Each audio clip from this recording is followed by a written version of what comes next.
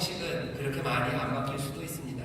우리 여기 청년들도 있고 또 우리 젊은 더 어린 중고등학생들이 있는데 아마 낯설 거예요. 이렇게 찬양하는 게 그렇게 흔하지 않죠. 우리들 그렇게 찬양했고 또 나중에 시간이 지나면 우리 대학 청년들이나 또 우리 중고등학생들도 아마 이 찬양을 그리워하게 될 겁니다. 아마 여러분들 다음 세대들은 또 여러분들이 찬양하는 모습을 또 그리워할 거예요. 하나님에게 받은 은혜를 또 우리가 정성을 다하여 사랑으로 성실하게 나누는 그 일들이 우리에게 복이 되고 또 그 가운데 사람이 더 좋고 아름다운 것들을 만들어내실 줄 믿습니다. 우리 안식사님들 귀한 축창단 감사하다고 박수 한번 해주세요. 고맙습니다. 감사합니다. 귀한 축창 감사합니다. 오늘 우리가 함께 은혜를 나눕니다. 먼저 우리 지교회 성도님들과 함께 인사하겠습니다. 인천수목 행복하모니교회 박수해 주시죠. 글로벌 하모니교회, 성산하모니교회, 범단하모니교회, 국제하모니교회, 인천하모니교회, 대전하모니교회, 베들레헴 헬점, 미얀마하모니교회, 인터넷 영상 함께 예배하는 모든 분들에게 하나님의 은혜가 넘칠 줄 믿습니다. 감사합니다. 오늘 지금 잠옷 한쪽에도 불이 켜져 있네요. 그곳에서 아이들과 함께 예배하실 텐데 그곳에도 하나님의 은혜가 넘칠 줄 믿습니다. 박수를 격려해 주시고 고맙습니다. 2019년이 이제 시작되어서 우리 교회는 지금 새벽마다 나와서 함께 부르짖어 기도하면서 또 말씀 가운데 새로운 결단과 결심을 하고 하나님이 우리를 부르시는 그 부르심의 방향이 어딘지 그것들을 하나씩 찾아가고 있습니다. 교회 전체가 찾아가기도 하고요. 또 각각의 사람들이 그 방향을 찾아가야 합니다. 사람들이 냅다 힘있게 달리기만 해서는 어려움에 겪을 수 있어요. 어쩌면 힘있게 달리는 것이 문제가 될 수도 있습니다. 방향이 제대로 되지 않았을 때는 오히려 멈추는 게 더 낫습니다. 우리가 2019년을 앞두고 이미 하나님 안에서 새로운 결단과 결심 또 하나님의 부르심의 방향을 분명히 정하신 분들도 있으나 아직 그러지 못한 분들이 또 있고 또 여전히 하나님의 은혜 가운데서 그 길을 찾는 이들이 있기 때문에 우리가 지금 새벽마다 나와서 함께 기도합니다. 기도할 일이 참 많죠. 늘 기도할 일이 많지만 신년 연초에 또 우리가 기도해야 될 것들은 더 많습니다. 그래서 2주간 우리가 지금 기도하며 또 하나님 앞에 묻고 또 은혜를 구하며 그렇게 한 해를 시작합니다. 다른 때보다는 조금 더 피곤하게 시작할 수도 있고요. 그리고 또 삶의 리듬이 조금 깨지셨을 수도 있어요. 하지만 그 모든 어려움들을 조금씩 이겨나가며 그 삶의 리듬이 깨지는 그 힘든 것들을요 그냥 아픔이라고 생각하지 마시고 이 일을 통해서 하나님이 새 일을 행하신다는 우리를 깨닫게 하시고 우리를 깨우치시는 어쩌면 조금은 나사를 감으시는 그런 일이라고 생각하시고 다시 한번 더 사모함으로 다음 주까지 우리가 끝까지 새벽 기도 함께 나와서 기도하기를 바랍니다. 내일도 그래서 새벽 기도가 있습니다. 그러니 오늘 이 철야가 그렇게 만만치 않으실 텐데 여러분들이 나오셔서요. 제가 사실 단에 올라올 때는 오늘 금요 철야는 분명히 내가 일찍 끝낼 거다. 그래서 내일 새벽에 다 나오게 하셔야지 하고 단에 올라왔는데 이게 여러분들이 새벽뿐만 아니라 이 밤에 오셨을 때는 또 기도하고 싶은 기도의 제목이 참 많으실 거라는 생각이 듭니다. 그러니 일방적으로 제가 예배를 일찍 끝내는 건 이건 뭐요? 예절이 아니에요. 이건 매너가 아닙니다. 그래서 제가 생각한 방식은요. 여러분들 기도할 건 많아요. 할 수 있는 일은 뭐예요? 제가 설교를 줄이면 돼요. 그러니까 이렇게 앞에서 길게 얘기할 필요가 사실 없는 건데 또 말이 길어지죠. 하나님이 모든 것을 합력하여 선을 이루실 겁니다. 제 말이 길어지니 설교를 막 툭툭툭 하게 될 거라고 생각이 돼요. 그래서 그래도 내일 또 이번 한 주간 우리가 새벽마다 5시에 나와서 기도를 했고 또 내일 또 5시에 나올 걸 생각해서 오늘은 정말로 예배가 조금 일찍 끝날 겁니다. 그렇게 하나님이 도우실 것을 믿고 열왕기상 19장 1절부터 20절 말씀 설교를 짧게 해놓는다고 그러고 본문은 또 엄청나게 길게 정했습니다. 다 이유가 있습니다. 아는 본문이기 때문에 한번 쭉 읽으면 더 설명이 필요 없는 본문을 우리가 정했어요. 자, 열왕기상 19장입니다. 19장 1절부터 20절까지 했는데요. 좋습니다. 18절까지만 읽죠. 열왕기상 19장 1절부터 18절까지 우리 다 같이 한 목소리로 봉독합니다. 아합이 엘리야의 무릇 행한 일과 그가 어떻게 모든 선지자를 칼로 죽인 것을 이세벨에게 보아니 이세벨이 사자를 엘리야에게 보내어 이르되 내가 내일 이맘때에는 정녕 내 생명으로 저 사람들 중 한 사람의 생명 같게 하리라. 아니하면 신들이 내게 벌 위에 벌을 내림이 마땅하니라 한지라. 저가 이 형편을 보고 일어나 그 생명을 위하여 도망하여 유다에 속한 브에세바에 이르러 자기의 사환을 거기에 머물게 하고 스스로 광야로 들어가 하루길쯤 행하고 한 로뎀나무 아래 앉아서 죽기를 구하여 가로되 여호와여 넉넉하오니 지금 내 생명을 취하옵소서. 나는 내 열조보다 낫지 못하나이다 하고 로뎀나무 아래 누워 자더니 천사가 어루만지며 이르되 일어나서 먹으라 하는지라. 본즉 머리맡에 숯불에 구운 떡과 물 한 병이 있는더라.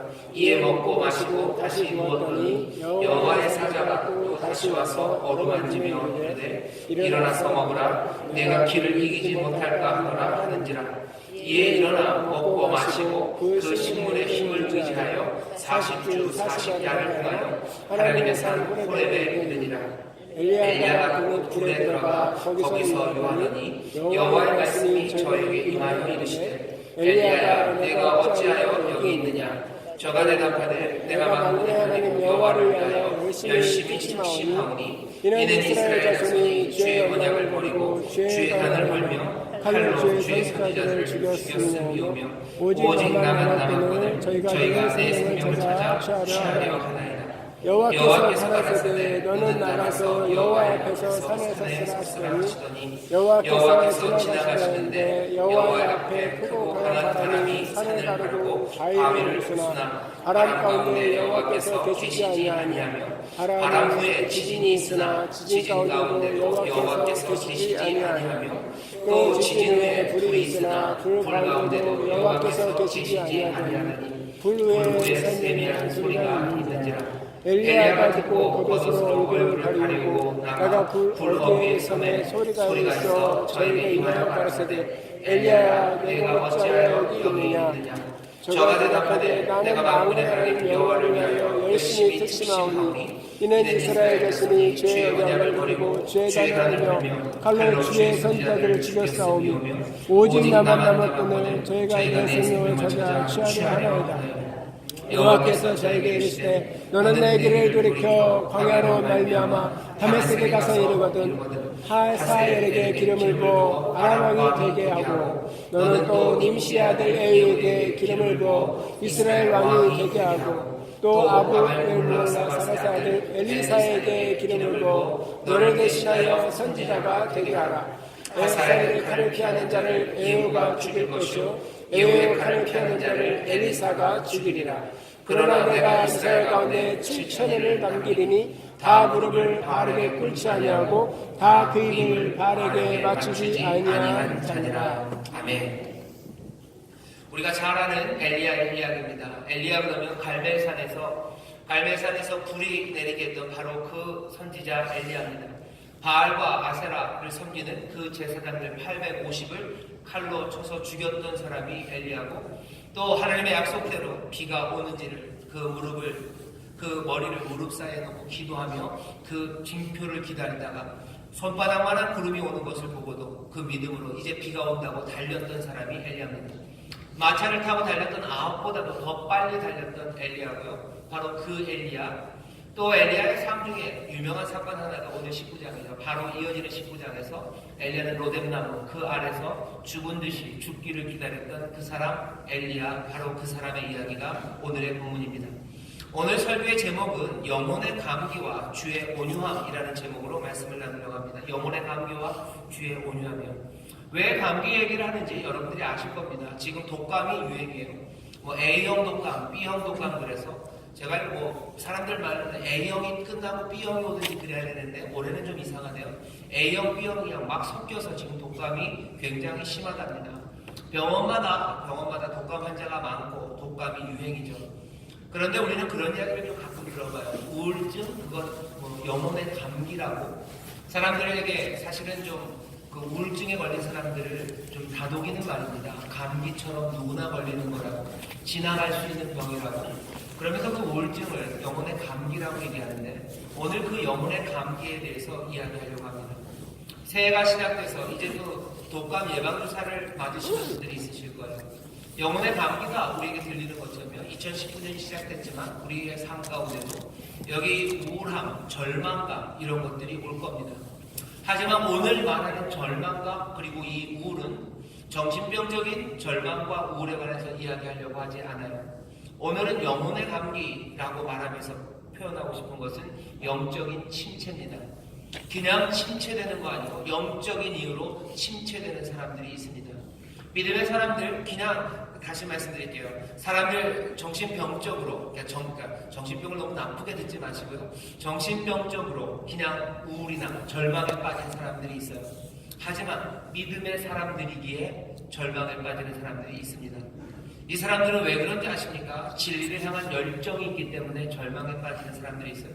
이 땅에 하나님의 나라가 임하기를 간절히 바라기 때문에 절망과 침체에 빠지는 사람들이 있습니다. 다른 사람들은 그것 보고서 그렇게 아파하지 않아요. 다른 사람들은 그것들 보면 침체하지 않습니다. 하지만 이 땅에 진리가 온전히 서지 못하고 오히려 진리가 비방받고 진리가 무시당하는 것들을 보면서 그런 이야기들이 들릴 때 마음이 눌리는 사람들이 있어요. 경건치 못한 것들이 높아지고 그것들이 영광받기 시작할 때 세상은 거기 그냥 따라갈 겁니다. 즐겁게 따라갈 겁니다. 하지만 그것들을 보면서 마음이 무겁고 잠 못 드는 이들이 있는 겁니다. 어디서 전쟁의 소식이 들렸을 때 사람들은 그냥 킥킥대고 끝나는 사람들도 있어요. 그런 사람이 없을 것 같지 않아요? 있습니다. 어디서 전쟁이 난다는 걸 좋아하는 사람들이 있어요. 왜? 전쟁이 가장 경제적으로 부흥을 만들 수 있는 방법이기 때문에 그렇습니다. 거기에 관련된 사람들 좋아해요. 어떤 사람들은 그냥 그 이야기를 들으면서 이거 안 됐네 찌찌찌 하고 잠자리에 들어서 이불을 덮으면 그냥 자는 사람들이 있어요.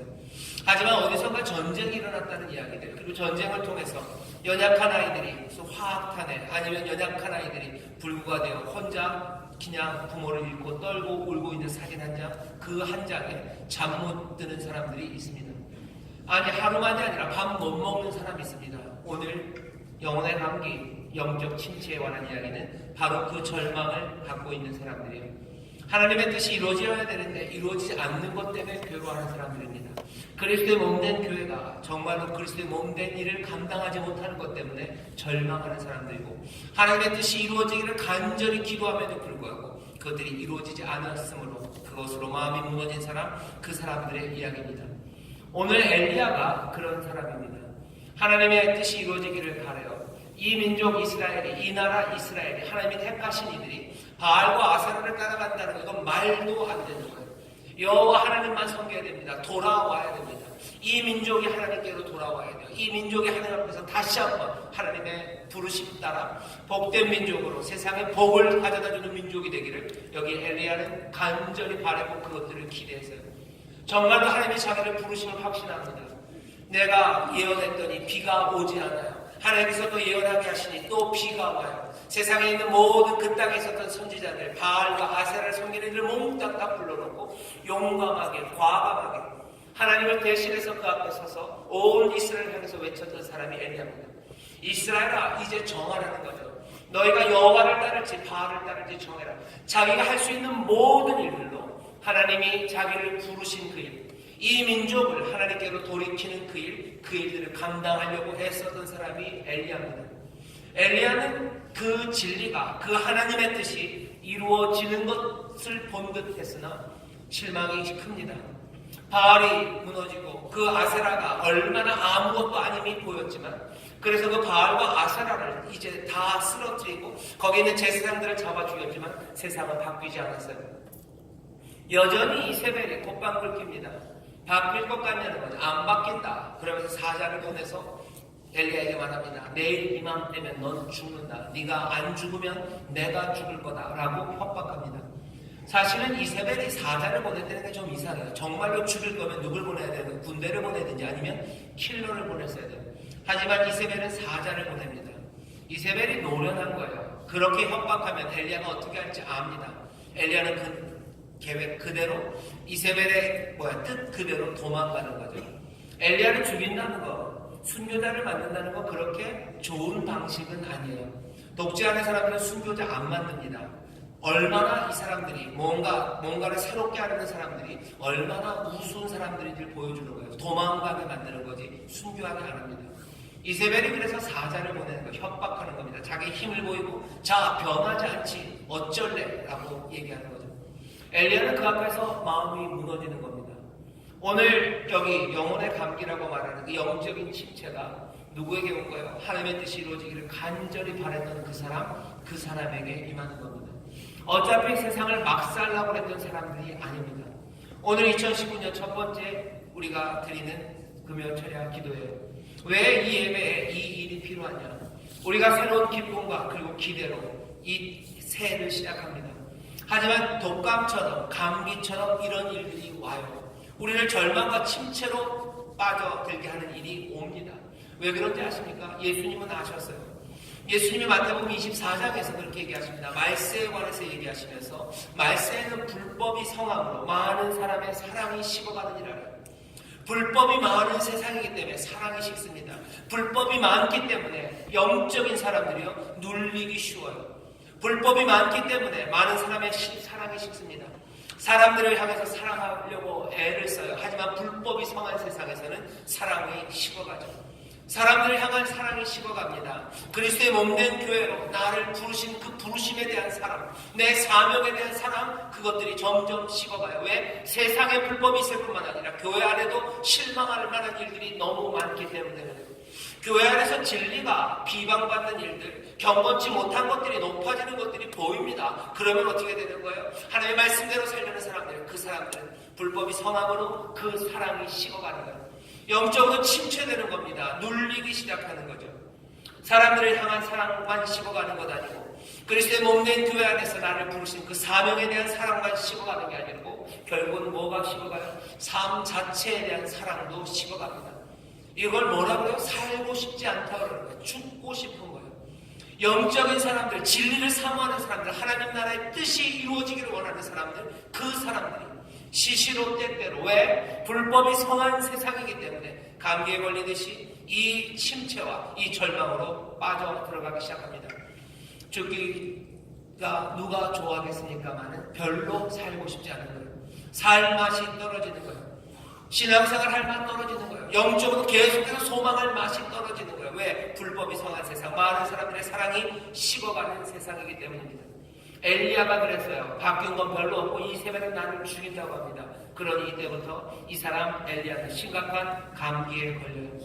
이 절망이, 이 침체가 엘리야로 하여금 어떤 일을 했는지를 보시면서 우리도 좀 살펴봐야 됩니다. 우리도 이 영적인 침체에 걸리기 시작할 때가 있어요. 왜? 하나님의 뜻이 이루어지고 진리가 높아질 거라고 생각하는데 우리에게 보이는 것들은 불법이 성하는 그 일들이기 때문입니다. 이 사람 엘리야는 어떤 일을 합니까? 이 증상에 걸리자마자 도망가기 시작합니다. 3절에 보면 이렇게 돼 있어요. 저가 이 형편을 보고 일어나 그 생명을 위하여 도망하여 유다에 속한 브에세바에 이르러. 유대 땅 브에세바입니다. 위에 이스라엘이 있고요. 아래 유대 땅이에요. 유대 땅 중에서도 제일 남쪽이 브에세바입니다. 이스라엘에서 어디까지? 유대 땅까지. 그리고 유대 땅의 제일 남쪽 브에세바까지 달릴 수 있는 최고로 도망갔어요. 그리고 어디요? 브에세바에서도 더 아래로 유대 땅 그 바깥으로 하룻길을 더 도망해 갑니다. 생명을 위하여 도망하여 유다에 속한 브에세바에 이르러 자기 사관을 그곳에 머물게 하고 스스로 광야로 들어가 하룻길을 행하고 한 로뎀나무 아래 이제 앉아 있습니다. 도망가는 거예요. 떠납니다. 그리고 어떻게 혼자 남습니다. 자기 사환이요. 자기를 돕는 헬퍼입니다. 하나님이 아마 주셨을 겁니다. 그런데 이 사람 엘리야는 어떻게 해요? 자기를 돕는 이까지도 몽땅 다 떠나보내고 혼자 남습니다. 영적인 침체에 빠졌을 때 사람들이 겪게 되는 증상이고요. 그리고 동시에 실수입니다. 하나님의 뜻이 이루어지지 않아서 그 뜻대로 이루어지지 않아서 진리가 온전히 서야 되는데 불법이 성하는 걸 보고 마음이 깨진 사람들이 있어요. 이게 뭘까 하시는 분들이 있어요. 그런데 그때 할 수 있는 실수가 뭐 사람들 다 떠나보내고 나 혼자 홀로 남는 겁니다. 우리 식으로 말하면 어떻게 하는 거예요? 그렇게 마음이 깨어져서 교회에 안 오는 거예요. 나를 위로하고 나를 도울 수 있는 사람들, 그 사람들을 떠나버리는 겁니다.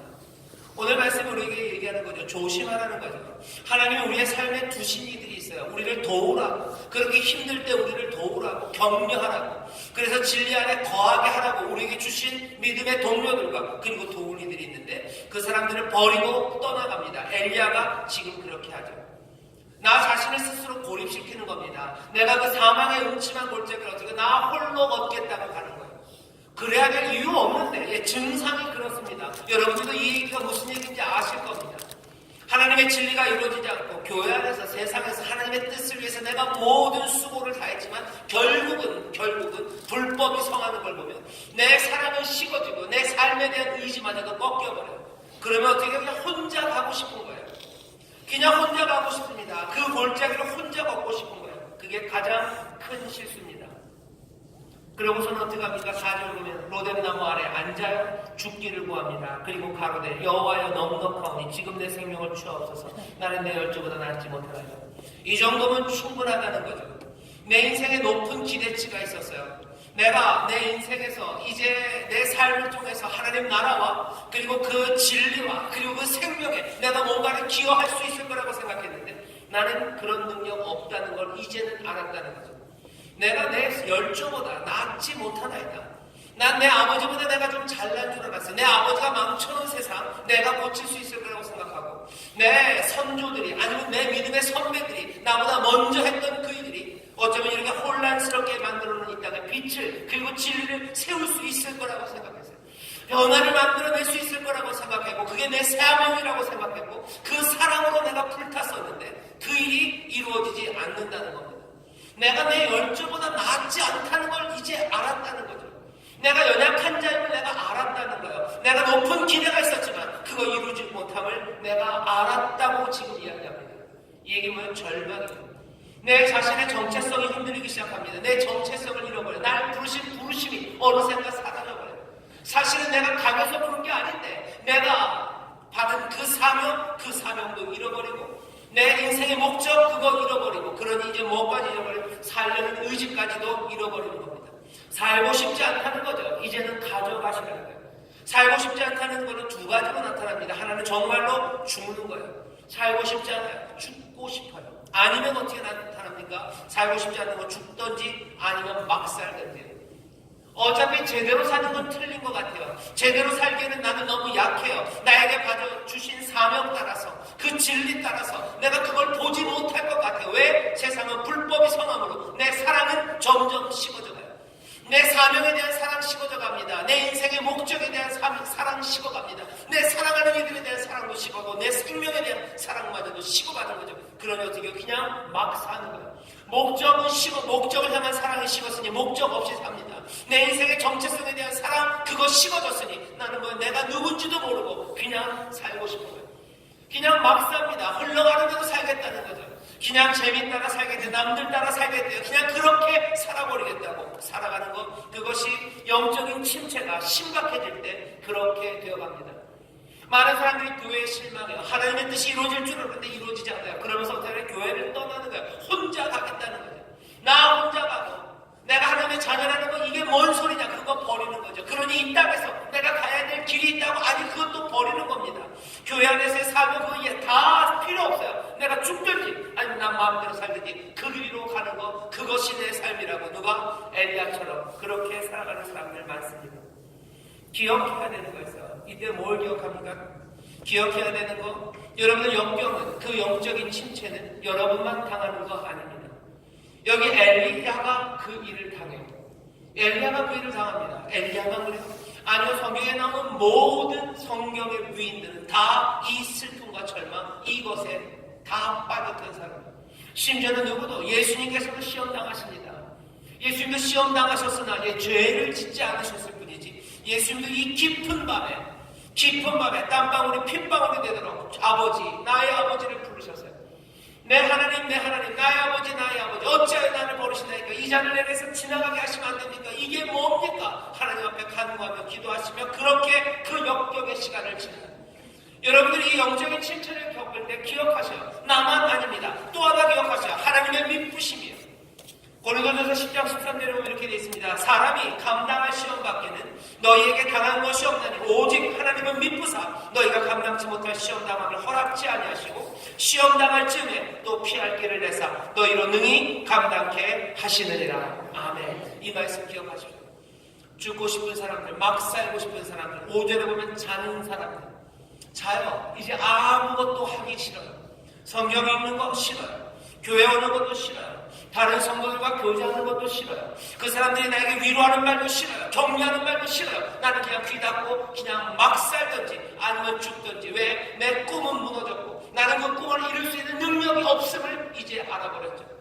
말세, 불법이 성한 그 시대에는 사랑이 식어간다고 말씀합니다. 영적인 침체가, 이 영혼의 감기가 우리를 고립시키는 겁니다. 선한 사람들로부터 고립시켜요. 그리고 선한 것들로부터 고립시켜요. 하나님의 말씀으로부터 멀어지게 합니다. 하나님이 우리와 함께하게 주신 그인들로부터 우리를 멀리 고립시켜가는 거예요. 엘리야를 보십시오. 혼자 그 이스라엘에서 사명의 땅에서 유대 브엘세바 제일 마지막에서 또 하룻길을 더 가서 사랑하고 나를 도와고 있던 사환도 떼어놓고 혼자 로뎀나무 아래서 잡니다. 죽겠다고 잡니다. 이 영적인 침체의 이 길을 우리가 보셔야 됩니다. 여러분, 내가 그리 가고 있다는, 나는 뭐 엘리야처럼 지금 그 아픔을 지금 겪고 있는 겁니다. 기억하셔야 돼요. 하나님께서 우리에게 그리스도의 몸을 주셨습니다. 혼자 있는 거 위험합니다. 혼자 있는 거 좋지 않다고 하나님 말씀하시죠. 우리에게 그리스도의 몸을 주신 것은요, 교회를 주신 것은 그리스도의 위대한 일을 이루시기 위해서, 사명을 위해서만은 아닙니다. 우리를 그 안에서 살게 하시는 거예요. 이게 소위 말하는 개신교 쪽에 오면 훨씬 더 약화되는데요. 그 전에 가톨릭이나 그 전에는요, 항상 뭐라고 얘기해서 구원은 어디 있어요? 교회에 있다고 얘기했어요. 이게 약간은 위험한 말입니다. 하지만 그 안에 뭔가 우리가 놓치는 것들이 있어요. 그것들을 위험한 말이라고 몽땅 다 버리면 놓칠 게 뭐냐면, 그런 영어에 그런 거 있죠. 목욕물을 애랑 같이 버리면 안 돼요. 구원이 교회 안에 있다라는 말이 위험해요. 왜? 그 안에 부패가 있어도 교회 안에 구원이 있으니까 밖에 나가면 죽는다. 어차피 협박하면서 그것들로 어떻게 사람을 조종할 수 있습니다. 그런 나쁜 것 빼고 얘기한다면요, 구원은 어디에서 이루어져요? 몸된 교회 안에서 이루어져요. 이 얘기는 서로 상합하고 연락하고 서로 격려하고 서로 위하면서 함께 신앙의 길을 걸어갈 그리스도의 몸입니다. 그 사도들의 가르침의 터 위에서 많은 사람들이 서로 연락하고 상합하면서 자라가는 거지, 혼자 한 사람이 내가 아픔에서 나 혼자 내가 구원의 길을 간다는 거 굉장히 위험합니다. 적어도 기독교 역사 400년, 최근 400년, 아니 최근 200년, 아니 최근 100년 내에는 이런 생각이 있지만 그 전에는 구원에 관해서 그렇게 생각한 사람들은 없습니다. 혼자 견디려고 하지 마시고 숨기려 하지 마시고, 여기 왜 그러셔요? 모이기를 힘쓰랍니다. 그날이 가까움을 볼수록 그리하라. 히브리서 10장 25절에 그러죠. 그날이 가까움을 볼수록 시련이 많아지고 사람들의 마음을 무너뜨리는 일들 많고 예수님식으로 말하고 불법의 성함으로 사랑이 식어지는 그때 너희들 모이기를 힘쓰라. 모이기를 패하는 사람들, 그 사람들 말 듣지 말아라. 너희들 함께 모여서 사랑과 선행을 격려하고 사랑을 격려하고요. 사랑과 선행을 격려해라. 모여서. 왜? 그러지 않으면 여기 있는 이 침체, 불법이 성한 세상, 그래서 사랑이 식을 수밖에 없는 세상에서 엘리야처럼 그렇게 나무로 브엘세바로 로뎀나무로 나 혼자 그 길, 나를 도울 수 있는 사람들 다 떠나보내고 나 혼자 거기서 죽기를, 아니면 막살기를 그리고 간다는 거죠. 기억하셔야 됩니다. 그리스도의 몸을 우리에게 주셔서요. 그리스도의 몸이라고 해서 너무 애매하게 생각하지 마십시오. 그리스도의 몸, 당연히 그 안에 직임을 감당하는 목사들, 거기에 있는 목회자들, 다른 성도들, 나를 위해서 기도하는 우리 구역장님들, 또 나를 위해서 기도하는 구역장이 나를 위해서 기도하는 우리 성도들, 이 사람들이 불법이 성한 것 보면 마음이 무너진 사람들, 영적인 침체, 감기 걸린 사람들, 눈물 나는 사람들, 애통하는 사람들, 여러분들 혼자 있지 마셔요. 우리에게 주신 선물입니다. 그리스도의 몸을 우리에게 주셔서 서로 격려하며 서로 위하며 서로 위로하고 또 그 가운데 기쁨을 찾도록 그리스도의 몸을 주신 줄 믿습니다. 거기서 끝나지 않아요. 좋은 소식은 뭡니까? 여기 엘리야가 그렇게 아파서 혼자 고립되었지만 엘리야는 결국 혼자 있을 수 없습니다. 왜 그러시죠? 찾아오시는 주님 때문에. 설교의 제목이 하나 있죠. 그죠? 임마누엘. 그 임마누엘은 집요하시고 늘 그래왔다. 집요하신 임마누엘입니다. 사명을 받았지만 다 포기하고 간 사람, 그렇게 혼자 다 떠나보내고 살기를 포기하는 주님은 어떻게 하세요? 집요하게 찾아오십니다. 먹을 꿀을 주시고 한 번, 두 번 일으켜 세우시고 먹을 힘을 주셔서 호렙산으로 가게 하시고, 거기에서는 질문합니다. 그 질문에 엘리야가 제대로 대답합니까? 아니요. 두 번 질문하는데 엘리야의 대답은 두 번 다 똑같아요. 그리고 두 번 다 틀린 답입니다. 이세벨이 그냥 죽이겠다고 했을 거예요. 그들이라는 사람은 없습니다. 근데 엘리야는 그들이 나를 죽이려고 한대요. 그리고 다 죽고 남은 사람들, 아니 그건 사실 팩트가 틀렸어요. 7,000명이나 살아있다고 하나님 말씀하셔요. 그들이 자꾸 온 것도 아닙니다. 엘리야는 몽땅다. 두려움과 절망 가운데, 그리고 그 영적인 감기 때문에 헛것을 보고 헛것을 들었나 봐요. 잘못 알고 있습니다. 하지만 하나님은 거기에 대해서 뭐라 하지 않으셔요. 우리가 잘못 알고 어쩌면 아픈 겁니다. 바이러스 때문에, 균 때문에 우리가 아픈 거예요. 하나님의 세상이 잘못되지 않았어요. 그것들 때문에 내가 아프고 절망한 건데, 하나님이 너 이 바보 같은 놈아 라고 얘기하지 않으셔요. 왜 절망하고 것을 몸부림치냐 이 사람아 라고 하지 않으셔요. 오늘 본문 보면 아주 세미한 음성으로, 온유함으로, 그 부드러움으로 이 연약하고 깨어진 이 감기 든 사람, 이 영적인 침체 있는 사람을 불러일으키십니다. 집요하신 임마누엘이에요. 먹이시고 또 물으시고 틀린 대답을 되었어도 용서하시고 그것 받아들이시고 책망하지 않으시면서 성령의 놀라우신 역사로 이 사람을 진리 가운데로 인도하시고, 바람, 불, 지진, 그리고 세미한 음성입니다. 성령께서 우리에게 찾아오셔요. 이 어쩔 줄 모르는 이들에게 찾아오십니다. 밤에 말씀이 깨달아져요. 아니, 말씀이 기억납니다. 잠자는 순간 벌떡 일어나게 하는 거예요. 하나님이 나를 도우신다는 믿음이 굳건하게 생겨요. 하나님께서 역사하시고 하나님이 위로하신다는 말씀이 깨달아지기 시작해요. 꿈의 말씀이 생각납니다. 자다 일어나는 게 생각납니다. 눈을 돌렸는데 거기 그 성경 구절이 있어요. 내가 성경을 어쩌다 폈는데 그 말씀이 보여요. 말씀으로만 아닙니다. 어떤 때는 드라마를 보다가도 눈물줄을 흐르게 하시고 나를 일으켜 세우실 때도 있고요. 어떤 때는 그냥 밤하늘을 보는데 성령께서 내 마음에 위로와 용기를 주실 때가 있고요. 들판에 꽃 하나 핀 거 보면서도 갑자기 눈물 나고 내 삶의 모든 아픔이 치료하시는 하나님의 은혜가 우리 가운데 임합니다. 들꽃이 아무렇게나 피어있는 것 같지만 아니지. 저들이 아무렇게나 피어있어도 아무렇게나 사는 건 아니지. 하나님의 은혜가 저들과 함께 하신다는데 그 아름다움 가운데 다시 한번 하나님의 능력과 그 사랑이 불붙듯이 일어납니다. 이건 뭡니까? 이건 성령의 찾아오심이고 집요하신 임마누엘이에요. 여러분이 칭찬한 사람들 기억하셔요. 그리스도의 몸을 주셨어요. 모이기를 힘써서 서로 사랑으로 격려하십시오. 그리고 그 가운데 성령의 놀라우신 만지심과 그리고 함께하심과 위로하심과 그 온유하심이 우리 가운데 임하는 줄 믿습니다. 마지막에 여기서 끝나냐? 여기서 끝나지 않아요. 엘리야는 뭔가 대단히 오해하고 있습니다. 하지만 사랑이 그리고 그 온유함이 일으켜 세워요. 그리고 이 영적 관계의 마지막 치유약은 뭔지 아십니까? 이 사람을 다시 보냅니다. 로뎀, 너 지쳤지? 그냥 여기서 살자 하지 않으셔요. 일어나라 얘기하셔요. 그리고 엘리야는 정말 일어납니다. 뭐 때문에? 말씀을 잘 들어보세요. 오늘 본문을 보면 하나님이 엘리야 일으키신다면 너 영적으로 침체됐지? 네 약하고 잘 안 되는 것 같지? 이스라엘이 그걸 보고서 확 돌아서지 않으니까 너 실망했지? 나도 실망했다. 다시 가자. 이번에는 갈멜산 거기로, 이번에는 이세벨까지 다 불러온 거죠. 이번에는 그냥 물을 몇 동이가 아니라 그냥 하늘에서 그냥 폭탄처럼 물이 떨어지게 만들고 한번 가서 확 뒤집어 버리자. 엘리야는 그렇게 부르지 않으셨습니다. 어떻게 하셨는지 여러분들 아실 거예요. 결국은 하나님께서 엘리야를 다시 보내시는데요. 이 사람은 자기가 약하다는 걸 알아요. 약해서 내가 감기에 걸리고 약해서 영적인 침체에 온 거예요. 온유함으로 부르시고 이에게 말씀하십니다. 그리고 뭐라고 얘기하셔요? 너 세 사람 만나래. 이스라엘 전체 아니면 아합에게로 아니면 그 잔인했던 이세벨에게 가가지고 뭔가 단칼에 뭘 아니요. 그렇게 얘기하지 않습니다. 자기의 약함 가운데 몸부림치는 이 사람에게 하나님이 야 너 가서 이번에는 칼 들고서 이세벨 목을 쳐버리자. 아니 그렇게 얘기하지 않으셔요.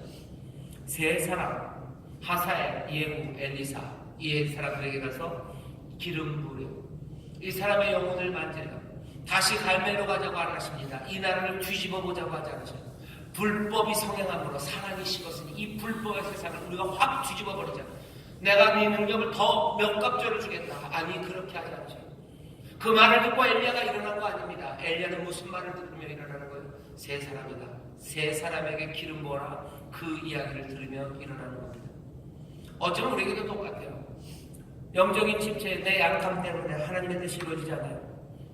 이걸 세상을 뒤집자고? 아니, 주께서 우리에게 오셔서 우리에게 부탁하시는 건 어쩌면 세 사람이에요.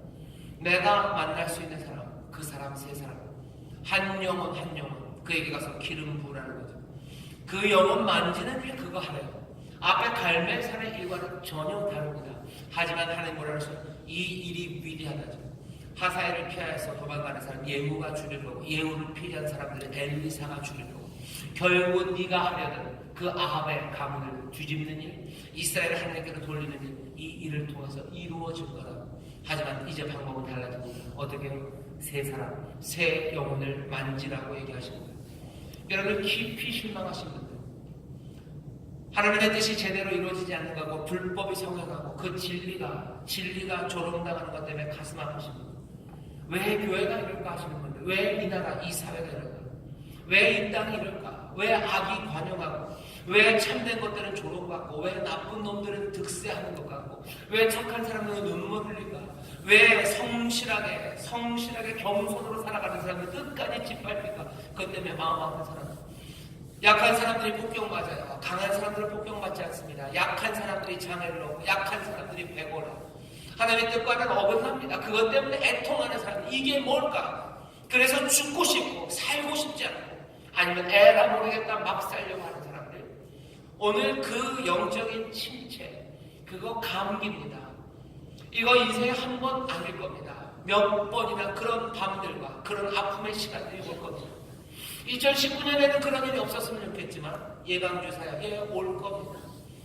여러분들이 부의 생각, 그 아래로 가고 싶은 생각들, 에라 모르겠다는 생각들, 그냥 자자하는 생각들, 나 혼자 가게 내버려둬라는 생각들, 교회 와서 예배하고 사람들에게 이야기를, 아니 그러지 말아라, 나 혼자 가고 싶다는 생각들, 하나님이 나를 떠나신 것 같고 나에게 오시지 않는 것 같고, 그래서 가슴 떨리는 그 시간들 영혼의 감기가 있습니다.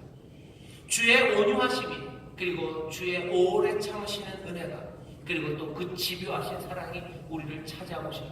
우리는 오늘 그것들을 말씀을 통해서 봤어요. 그리고 또 하나 결국은 일으켜 세우시는 건 뭘 통해서요?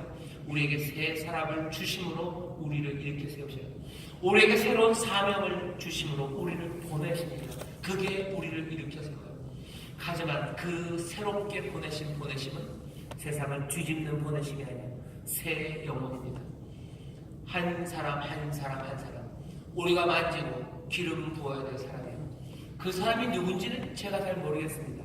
엘리야에게 하사엘, 예후, 엘리사라는 세 사람의 이름을 주었어요. 하나님이 우리에게 그렇게 지치고 쓰러져 있을 때 우리에게 세 사람을 주실 걸 저는 분명히 믿습니다. 여러분들이 찾아가야 될 사람은 세 사람입니다. 가서 기름 부어야 될 세 사람입니다. 그 영혼들을 만지고 일으켜야 될 세 사람, 그 세 사람을 주셔요.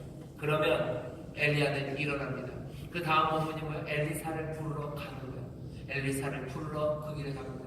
엘리야가 얘 세 사람이라면 내가 할 수 있을 것 같아요. 내가 연약하지만 내 인생에 세 사람 내가 만날 것 같아요. 누굴까?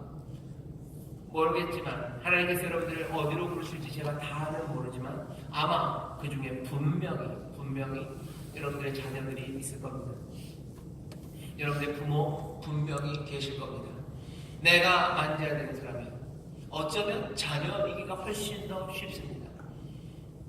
아마 그들이 하사엘 그리고 예후 선지자라면 내가 꿈꿨던 세상 내가 이루지 못하고 내 대해서는 아니어도 하사엘의 예후가 선지자 엘리사가 그랬던 것처럼 내가 만진 그 영혼들이 이 세상을 바꿔낼 겁니다.